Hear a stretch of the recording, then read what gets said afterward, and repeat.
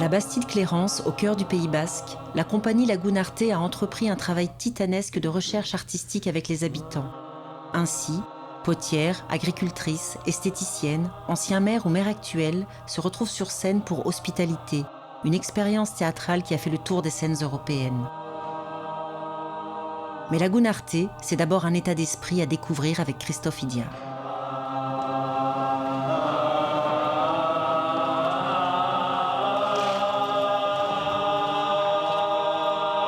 On est juste devant l'église là, c'est le premier espace où avec la compagnie on a fait quelque chose dans ce village. Les 700 ans de ce village, une commande qu'on m'a faite et c'est de là qu'est partie toute l'aventure en fait, dans ce village. Voilà.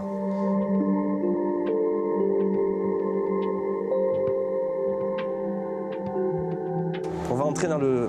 Ah, c'est ouvert. Dans le trinquet, jeu de pommes. Le plus vieux jeu de pommes, donc trinquet, aussi appelé au Pays Basque trinqueta, où on joue la pelote basque. Et ça, c'est vraiment ce qui représente un peu le travail qu'on fait dans ce village. Ici, on a un espace patrimonial remarquable et où il s'y passe quelque chose de vivant, quoi. Et ils ont créé ici une pièce magnifique et le public villageois et extérieur est venu ici découvrir non seulement ce qui s'y passait tout d'un coup, et redécouvrir avec des yeux incroyablement ouverts, une bouche ouverte, un grand sourire. Enfin, c'était magnifique de les voir entrer là-dedans et de les voir entendre et regarder cet espace habité autrement, quoi.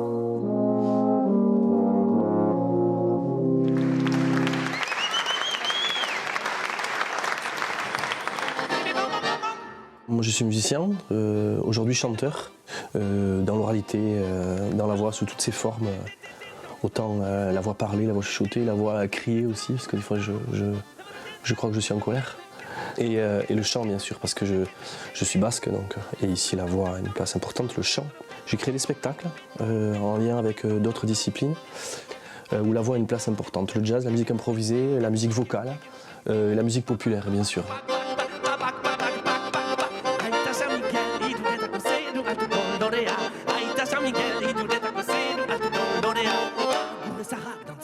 De la compagnie Lagunarte émanent donc ces formes de concerts et de spectacles et a aussi émané un projet plus ambitieux qui est ce travail sur le territoire en invitant des artistes, qui a donné un projet cheminement, un projet Le Serment qui a eu lieu dans le Trinquet et aussi Hospitalité. Ce projet est créé avec Massimo Furlan et avec les villageois et avec le village bien sûr, avec l'histoire de ce village et une actualité dans ce village, mais qui est d'abord le questionnement sur l'hospitalité.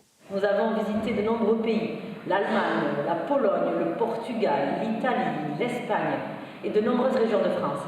Dans un coin de l'État. Ok. Je crois que c'est pas mal.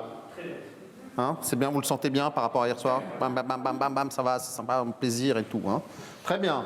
L'hospitalité, ça raconte un peu les gens qui habitent la Bastide-Clérance, qui, pour certains, ont créé une association en vue d'accueillir des migrants dans le village. Dans un premier temps, j'ai demandé à Christophe de me faire rencontrer des gens du village, que les gens me racontent leur vie, la vie du village, l'histoire du village. Et il y avait ce fantasme, cette idée du théâtre villageois, enfin, donc de faire du théâtre avec des gens, comment faire, avec qui faire et pour qui faire. Et qu'est-ce qu'on raconte comme histoire? Nous sommes vraiment très très heureux d'être parmi vous ce soir pour venir vous raconter nos histoires, l'histoire de notre village, nos histoires personnelles. C'est une petite ferme, rouge et blanche, en face de l'église.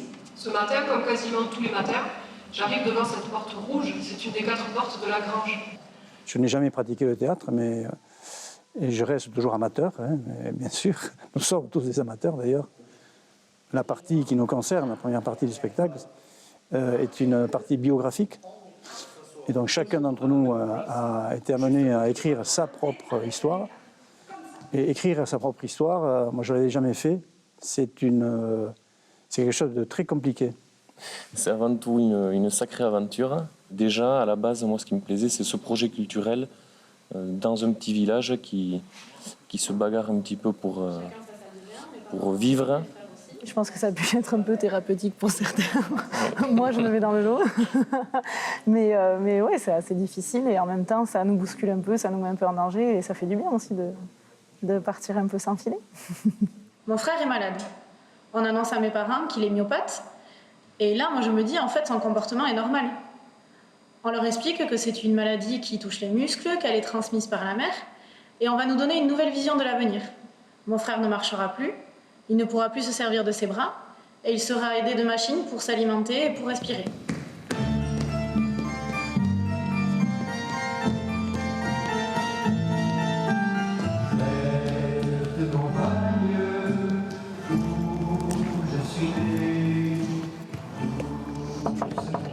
Entrez!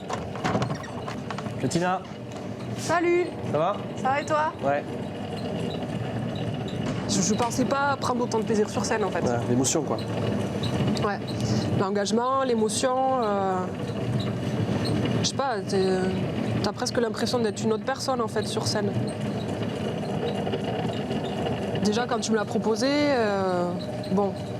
Enfin, comme je t'ai dit, moi sur scène, c'était juste improbable. Donc je regrette pas d'avoir accepté. Et je crois que si on me le reproposait. Tu recommencerais? Je crois, ouais. Dès le départ, je leur ai dit, et je leur ai dit, en fait, voilà, moi, mon rêve, c'est la chose la plus difficile que je vous propose de faire, c'est d'être face à un public, sans rien, et de parler.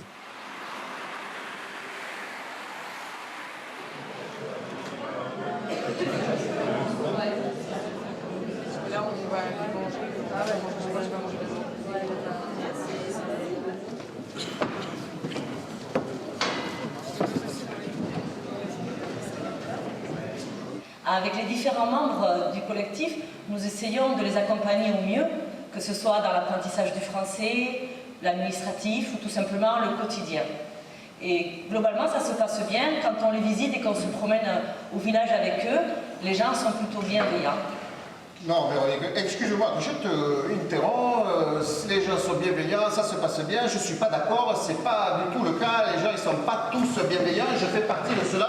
En plus, vous m'avez foutu cette famille de Syriens à côté d'une de mes maisons, qu'elle a perdu la moitié de sa valeur. Et puis attention, ce n'est pas des chrétiens ces gens-là, on ne sait pas vraiment d'où ils viennent, et moi je dis, il faut faire attention, et pour ça j'ai la solution, et j'ai même le matériel, on construit un mur tout autour du village, on ferme comme ça, on est en sécurité. Jamais l'ancien maire, on a accepté des migrants dans le village. Ils ont plusieurs femmes. Ça pue quand on passe devant. Migrants, réfugiés sans papier sont tous les mêmes. Qu'est-ce qu'il faut au conseil municipal? Ils n'ont qu'à reconstruire chez eux.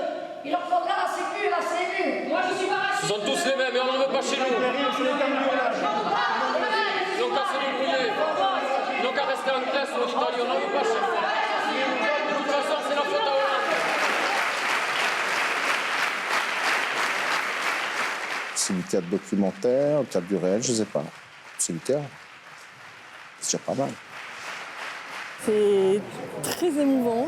On en ressort avec beaucoup de questions. J'ai l'impression d'avoir assisté à une première, c'est-à-dire le reportage théâtral. J'étais pas du tout préparé à ce spectacle. C'est assez rare que l'art et la vie se rencontrent à ce point. Je pense d'inscrire le théâtre, le texte, la pensée, la musique, la danse. Je pense qu'il faut l'inscrire partout, je pense qu'il faut se battre. Et quand je vois ça, je me dis qu'il faut continuer. J'ai envie de partager avec les villageois, en tout cas, cette hospitalité-là. Cette hospitalité-là.